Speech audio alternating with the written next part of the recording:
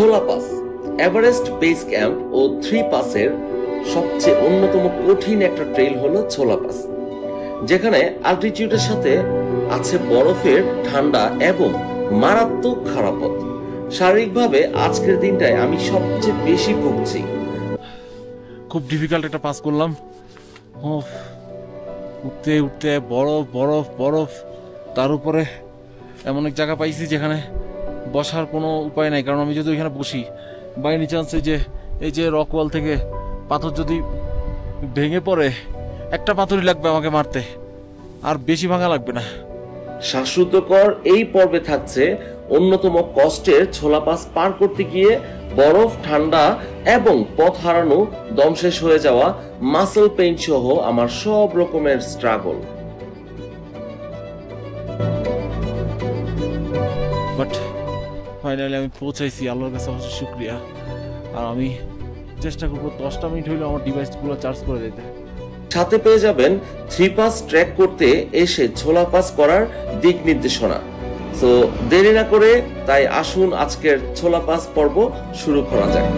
Ready steady গো।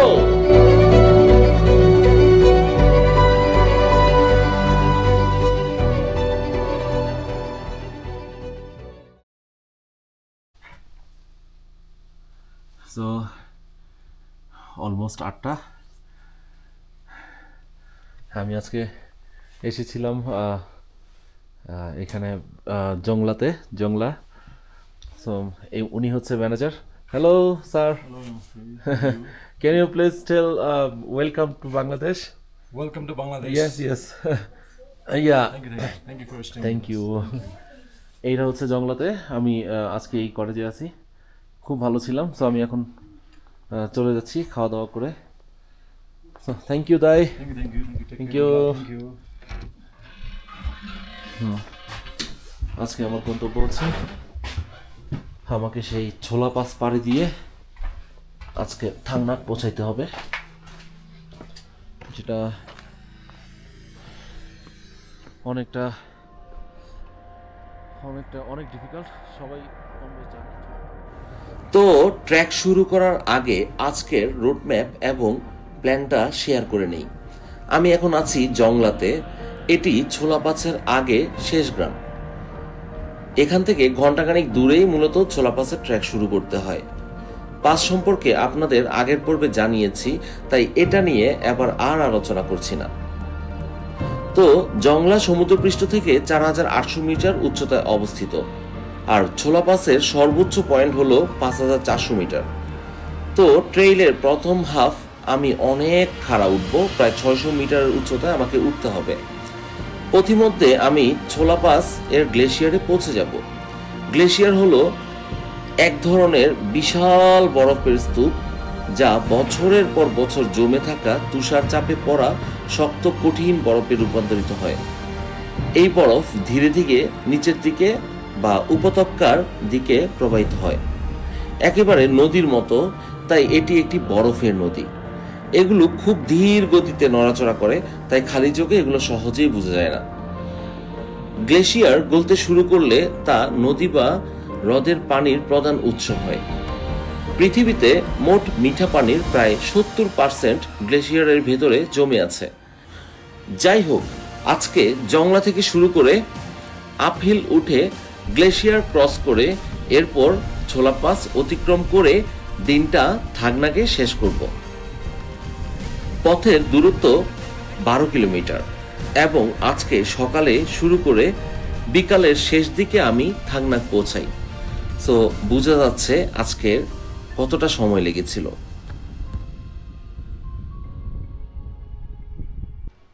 তো ছোলা pass যাওয়ার সময় আপনি এইরকম কিছু কালারিং পিলার দেখতে পাবেন।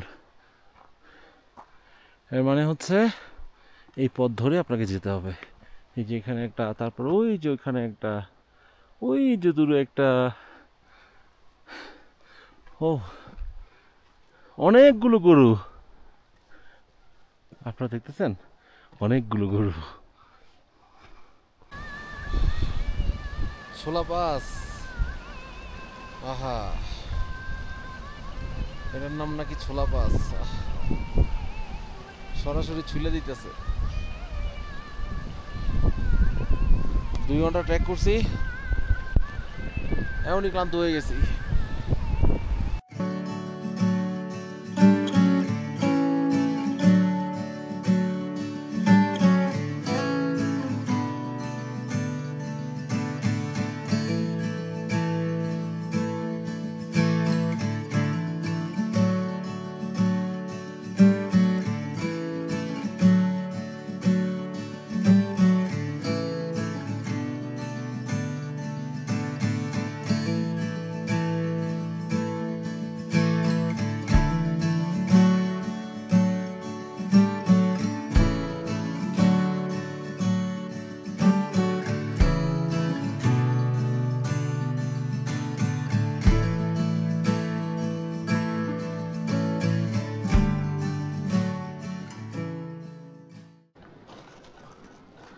অনেক কষ্টে এতটুকু পর্যন্ত উঠলাম। এখন এই যে কি জায়গা রে বাবা, পথে আমি ছাড়া একটা মানুষ নাই। এখন আমার এই যে বরফের খণ্ড গ্লেশিয়ার, এই গ্লেশিয়ার অতিক্রম করতে হবে। আমার লম্বা লম্বা নিঃশ্বাস দেখেই বুঝতেছেন যে এই ক্লাইম্বটা করতে কি পরিমাণ কষ্ট হচ্ছিল। হার্টবিট হয়ে যাচ্ছিল আকাশচুম্বী। এই ঠান্ডার মধ্যেও আমি ঘামতে শুরু করি। যাই হোক, কোনোভাবে এই ক্লাইম্বটা করে ছোলা গ্লেশিয়ার পার হই। আল্লাহ আমাকে রক্ষা করেছেন। এখন এই যে সামনে বসে আমি আমার মাইক্রো স্পাইকটা লাগাইতে হবে জুতায়। আর ঠান্ডা কারে বলে, ওরে বাবা রে বাবা, আমি তো ঠান্ডা ভালো সহ্য করতে পারি, যারা ঠান্ডা সহ্য করতে পারেন না তাদের অবস্থা খুব ভয়াবহ হবে। মানে পুরা বরফের বাতাস আসতেছে।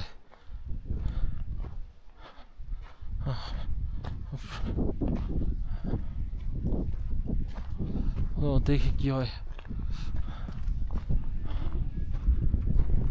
ছোলা গ্লেশিয়ার খুম্বু গ্লেশিয়ার তথা পৃথিবীর সবচেয়ে বড় গ্লেশিয়ার থেকে উৎপন্ন শাখা গ্লেশিয়ার এটি। এই গ্লেশিয়ার অতিক্রম করার সময় প্রতিটা সেকেন্ডে আমি টেনশনে ছিলাম। কারণ হচ্ছে গ্লেশিয়ারের মধ্যে থাকা ক্রিভাস কি, আচ্ছা সহজ কথায় বরফের এই বিশাল বিশাল লেয়ার এর নিচে দিকে থাকা যে বরফগুলো গ্লেশিয়ারে চোরাবালির মতো গর্ত তৈরি করে। খালি চোখে দেখে মনে হয় এই ফাটলটা খুব একটা গভীর না, কিন্তু ভুলেও যদি এর মধ্যে পড়ে কেউ, তাহলে তার বডি আর খুঁজে পাওয়া যাবে না। এই গ্লেশিয়ার পার করার সময় পুরোটা আমি একা ছিলাম, তার জন্য আরো বেশি টেনশন হচ্ছিল। যদি ভুল করে আমি ক্রিভাস এর পড়ে যাই, তাহলে আমাকে বাঁচানো তো দূরের কথা, পড়ে যেতেও কেউ দেখার নেই। তাই খুব সাবধানে আমি পা ফেলছিলাম। ভয়ে আমি প্যানিকের মতো ঠিকঠাক শ্বাস নিতে পারছিলাম না। ভিডিওতে তো দেখবেন, আর কথাও ঠিক মতো বলতে পারছিলাম না।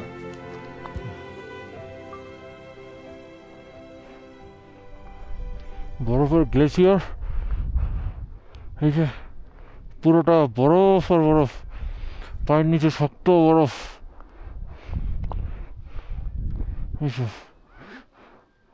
সব বরফ। এর মাঝখানে মাঝখানে ফাটল থাকতে পারে, তো সবাই বি কেয়ারফুল। যখন বরফের রাস্তাগুলো বেরোবেন সবাই সাবধানে থাকবেন, একটু ভালো করে চোখ খোলা রেখে, কারণ আপনি দেখতেছেন বরফ, হঠাৎ তার নিচে কিচ্ছু নাই হয়ে আপনি 100-150 ফুট গভীর খাদে পড়ে যেতে পারেন। তো বরফের এই জায়গাটা ভালো করে লক্ষ্য করে, ফাটল আছে কি না, এই যে বরফের মাঝখানে কোথায় ফাটল আছে, এই জায়গাটা দেখে বুঝে সজ্ঞানে পার হইতে হবে।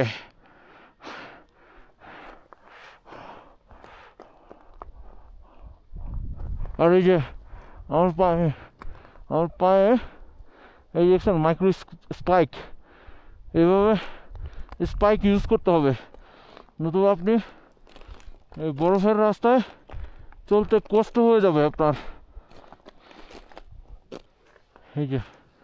এই যে দেখুন বরফের ফাটল কাকে বলে, এগুলোর নিচ দিয়ে পানি বয়ে চলে। এই যে আমি দাঁড়ায় আছি, এই যে এই জায়গাটায় ফাটল আছে। কোন সাইড দিয়ে যাবেন এটা বলা মুশকিল, এই জন্য দেখেন তাদের ট্যুরিজম ব্যবস্থা কত উন্নত। তারা এরকম সাইন রেখে দিয়েছে। ও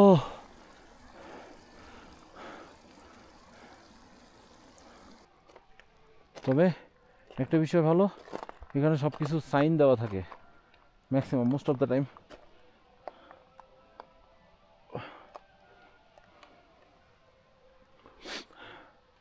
আপনাদেরকে আরেকটা কথা শেয়ার করতে চাই, এটা হচ্ছে কি জানেন, হিমু মানে হচ্ছে হিমালয়। আজকে আমি হিমালয়ে, মানে আমি জানি না, আমার আসলে ভাগ্যটা অনেক ভালো, কেন এত ভালো আমি জানি না, বাট আমি আমার পরিবার সবাইকে অনেক ধন্যবাদ জানাইতে চাই যে তাদের জন্য হয়তো আজকে আমার এই যাত্রাটা পসিবল হয়েছে। মা, বাবা, বোন, বউ, আমার ওয়াইফ, এরপরে আমার আত্মীয় স্বজন, সবাইকে অনেক অনেক ধন্যবাদ জানাইতে চাই। তো যারা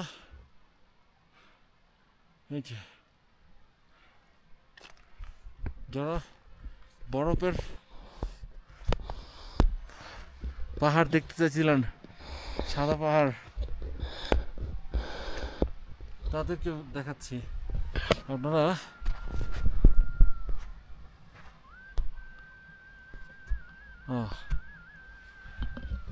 এই যে আপনাদের সাদা পাহাড়,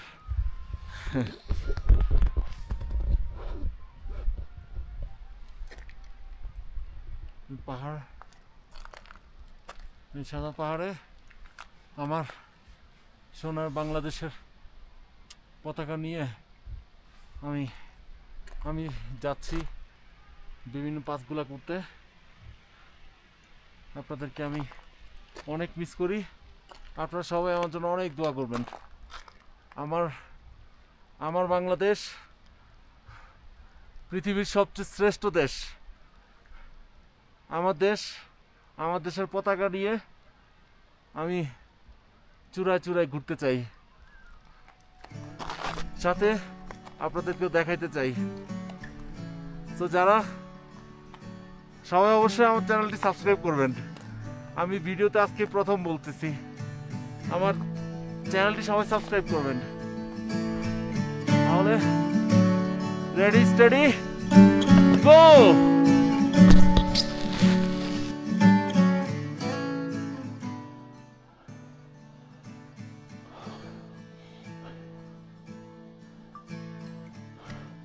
বরফের দেশে আপনাদেরকে নিয়ে আমি হারাইতে চাই আর মনে। ও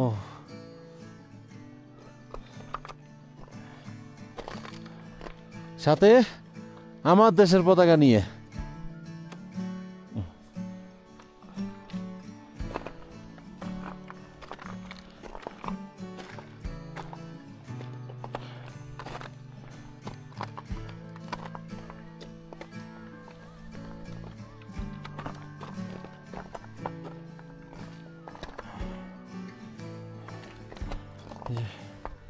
অনেক বরফের গ্লেশিয়ার, ধীরে সাবধানে পার করতে হবে, নিচে ফাটল থাকলে শেষ।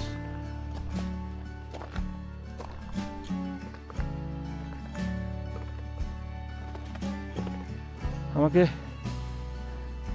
এই বরফের পথ ধরে ওই যে একদম পড়ে যেতে হবে। ও মাই গডনেস, আরো প্রায় অন্তত দেড় ঘন্টার উপর আমাকে বরফের পথ পাড়ি দিতে হবে। প্রতি পদে পদে মৃত্যুর হাতছানি,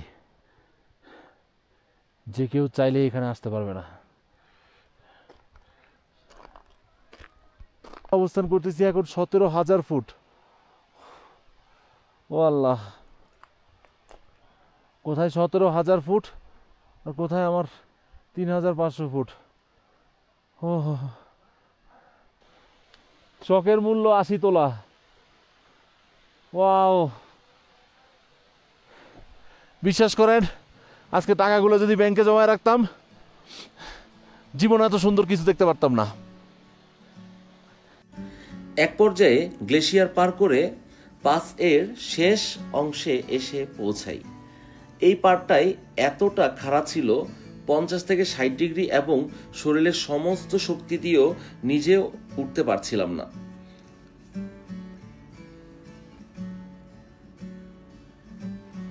সাধারণত এই পথটায় রোপ ফিক্স করা থাকে যা ধরে উঠা যায় উপরের দিকে, কিন্তু দড়ির কিছু অংশ বিচ্ছিন্ন থাকায় প্রথমে আমাকে এভাবেই উঠতে হচ্ছিল।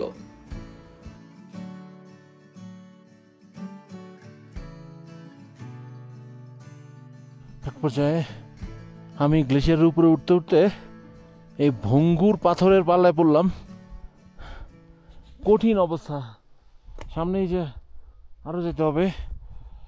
এই ভঙ্গুর পাথরগুলা যে কোনো মুহূর্তেই ধসে পড়তে পারে, তাই এখানে আমার রেস্ট নেওয়াটা একদম বড় বোকামি হবে।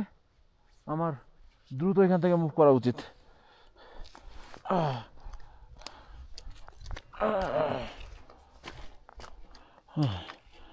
অনেক কষ্টে ওই এরিয়া পার হয়ে, গ্লেশিয়ারের পার হয়ে তার উপরে এই কঠিন রাস্তার মধ্যে এসে পড়লাম।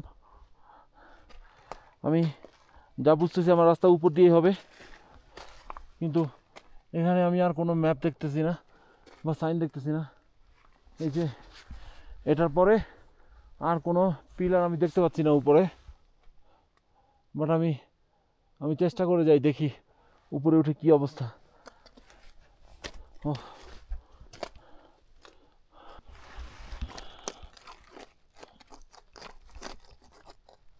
নিচে কালো, এটা কি আমি তো দেখতে পাচ্ছি। এটা একদম বরফ হয়ে কালো হয়ে গেছে। মানে আমরা তো এখানে দেখতে পাচ্ছেন আমি এই যে এই জায়গায় আছি, এখানে নিচে কিন্তু সব বরফ, মাটি টাটি যা দেখতেছেন এগুলো সব নিচে বরফ।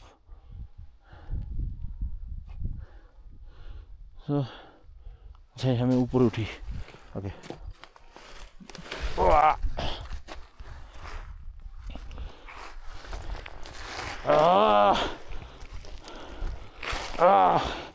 এই দেখেন আমার পা পিছলাই কি হচ্ছে, আমি একটু উঠতে পারতেছি না। আমি একটু আলাদা রুট ব্যবহার করি।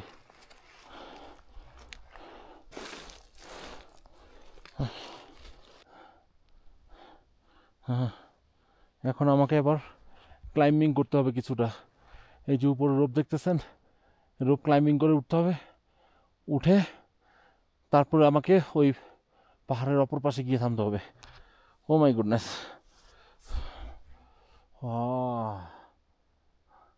কিন্তু আমি খুবই দ্রুত এই ভয়ঙ্কর জায়গা পাড়ি দিতে চাই, কারণ একটা পাথর ভেঙে পড়লে জীবন শেষ। এখানে কেউ লাশও নিতে আসবে না। That is not easy.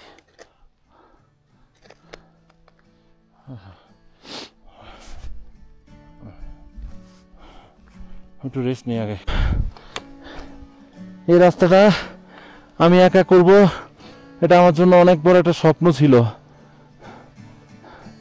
আজকে আরেকটু উঠলে আমার শেষ, আজকে ক্লাইম্বিং করাটা শেষ। তারপর হয়তো আমাকে অনেক নামতে হবে। ও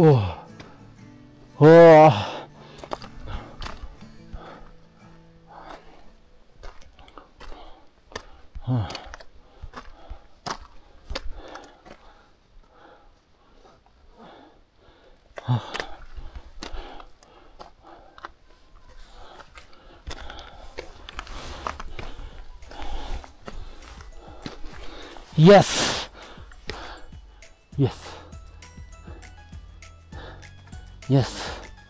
এই সেই জায়গা, আমি পৌঁছে গেছি।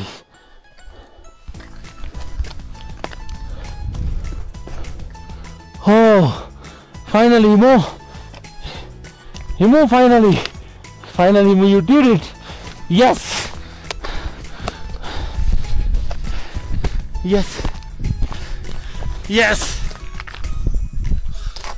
Oh, finally, yes.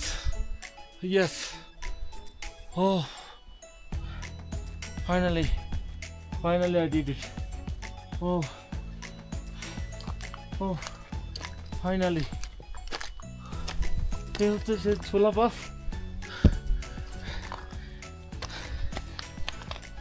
এখানে আপনারা চার্জের ব্যবস্থা আছে। এটাই নেপাল, এটাই পার্থক্য আমাদের দেশের সাথে। হ্যাঁ, এখানে আপনি কত উপরে আপনার জন্য চার্জের ব্যবস্থা করছে। এই যে এইটা ছোলা পাসের টপ। ও মাই গড, আজকে সারাদিন আমি কি করলাম আমি জানি না। Yes, finally.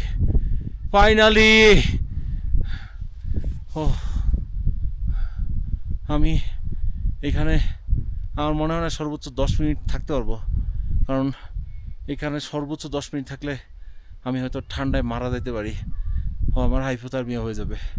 কারণ আমার খুব কষ্ট হচ্ছে, প্রথমত শ্বাস নিঃশ্বাস নিতে অনেক কষ্ট হচ্ছে, এবং ইয়েস, অ্যাজ এ বাংলাদেশি হিসাবে আমি করতে পেরেছি। ওয়াও, ইয়েস, খুব ডিফিকাল্ট একটা পাস করলাম। উঠতে বরফ, তার উপরে এমন এক জায়গা পাইছি যেখানে বসার কোনো উপায় নাই, কারণ আমি যদি ওইখানে বসি বাই এনি চান্স এই যে রক ওয়াল থেকে পাথর যদি ভেঙে পড়ে, একটা পাথরই লাগবে আমাকে মারতে, আর বেশি ভাঙা লাগবে না। কথা বলার জন্য খুলে রাখছি, কারণ কথা বলতে পারতেছি না নতুবা। সো অনেক ঠান্ডা সবাই। দেখি আমি এখন কতটুকু নামতে হবে, আমার মনে হয় অনেক নামতে হবে, বাট ফাইনালি আমি পৌঁছাইছি, আল্লাহর কাছে অবশ্যই শুক্রিয়া। আর আমি চেষ্টা করবো 10টা মিনিট হইলেও আমার ডিভাইসগুলো চার্জ করে দিতে। কি ভাঙা পড়তেছে বাবা। ঠিক আছে, ছোলাপাস থেকে আমি ফাহাদ বাইজিদ হিমু, খুঁজি বাংলাদেশ ট্রাভেলার্সের অ্যাডমিন, আর নতুন করে ব্লগিং করছি। আমার ব্লগিংয়ের চ্যানেলের নাম হচ্ছে রেডি স্টাডি গো। ইয়েস, আমি ফাইনালি আপনাদের জন্য পেরেছি। আমার জন্য সবাই দোয়া করবেন। Thank you so much. আল্লাহ হাফেজ, আসসালামু আলাইকুম। চ্যানেলটি সাবস্ক্রাইব করে রাখবেন। ধন্যবাদ সবাইকে।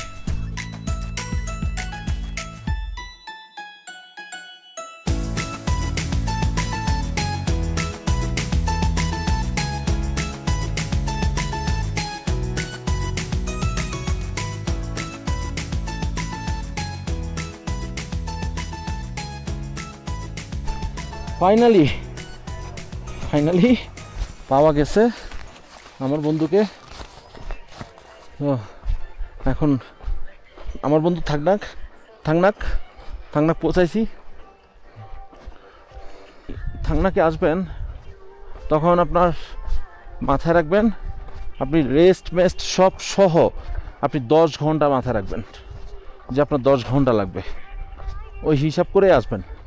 দেখেন, অনেকে বলবে যে আরও কম লাগে, এই লাগে ওই লাগে, হ্যাঁ, কিন্তু এগুলো এইসব কথা আমি বিশ্বাস করি না। পাহাড়ে আপনি তো দৌড়াইতে আসেন নাই, বা প্রথমে আগে চলে আসলে আপনারা তার কেউ মেডেল দিবে না, তাই না?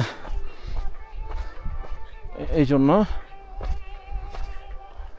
10 ঘন্টা টাইম নিয়ে আসবেন জংলা থেকে থাংনাক।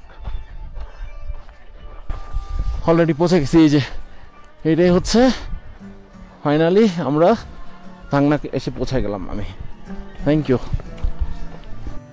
পরের পর্বে থাকছে স্বপ্নের গোকিউ লেকে পৌঁছানোর গল্প। ট্রেইলের one of the best day ছিল সেদিন। এত নীল জলরাশি আমি আগে কখনোই দেখিনি। তাছাড়া সমুদ্রপৃষ্ঠ থেকে প্রায় 5000 মিটার উচ্চতায় চারদিকে বিরাট পাহাড়ের মাঝে এত সুন্দর একটা লেক যে তৈরি হয় কিভাবে সেটা ভাবতেই আমার দিন চলে যায়। তো সেই অসম্ভব সুন্দর দৃশ্যগুলোর জন্য অপেক্ষা করুন পরের সপ্তাহ পর্যন্ত। This is Himu signing out from থাংনা।